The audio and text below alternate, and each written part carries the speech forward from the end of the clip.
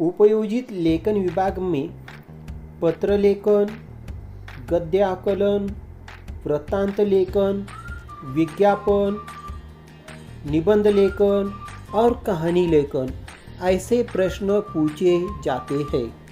तो आज हम उपयोजित लेखन में कहानी लेखन इस प्रश्न के बारे में जानकारी लेंगे।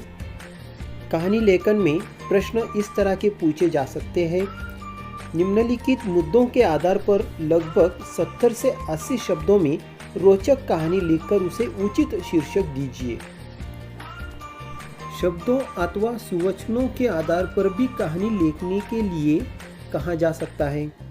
कुछ मुद्दे देकर कहानी लिखने के लिए कहा जाता है। तो सबसे महत्वपूर्ण बातें हमें ध्यान रखनी है कहानी लिखते समय। तो कौन कौन सी मुद्दे हमें ध्यान में रखना है, इसके बारे में हम चर्चा करेंगे। सबसे पहले कहानी की रूपरेखा को अच्छी तरह समझ लीजिए। दूसरा है कहानी के प्रत्येक संकेत को क्रम से विस्तार दीजिए। देखो बच्चों, हम कहानी जो मुद्दे दिए जाते हैं तो सबसे पहले हमें उसे पढ़ना है और पढ़कर हमें उसे अच्छी तरह से रूपरेखा को समझना है, फिर उसे क्रम से विस्तार देना है।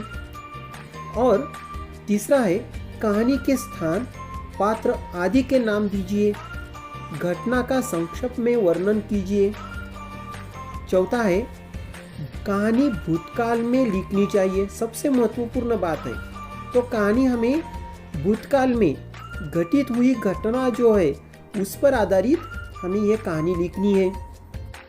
पांचवा है पूरी कहानी को 3 से 4 परिच्छेदों में बांटकर लिखिए। छठा है विराम चिन्हों का उचित प्रयोग करना है हमें।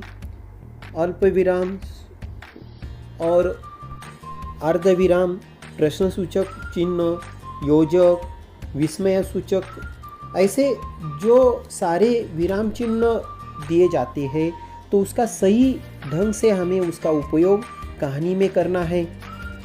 सातवां है यदि कृति पत्रिका में कहानी के आरंभ का कोई हिस्सा दिया गया हो तो कहानी की शुरुआत उस हिस्से के बाद से करनी चाहिए। कृति पत्रिका में दी गई कहानी उत्तर पत्रिका में फिर से नहीं लिखनी है। आठवां है कहानी की लिखावट स्वच्छ और सुंदर होनी चाहिए। लिखने के बाद पूरी कहानी एक बार पढ़ लेनी चाहिए। उसके बाद सबसे महत्वपूर्ण है कहानी का शीर्षक और सीख अवश्य लिखना चाहिए। बच्चों, कहानी लिखते समय शीर्षक हमें 2 या 3 शब्दों में लिखना है और सीख 2 या 3 वाक्यों में हमें कहानी का सीख लिखना है। तो इस तरह से हम कहानी लेखन जो महत्वपूर्ण मुद्दे यहाँ बताए गए हैं उसी तरह से हम अगर कहानी लिखेंगे तो हमें ये 5 अंक पूरे के पूरे 5 अंक यहाँ मिल सकते हैं।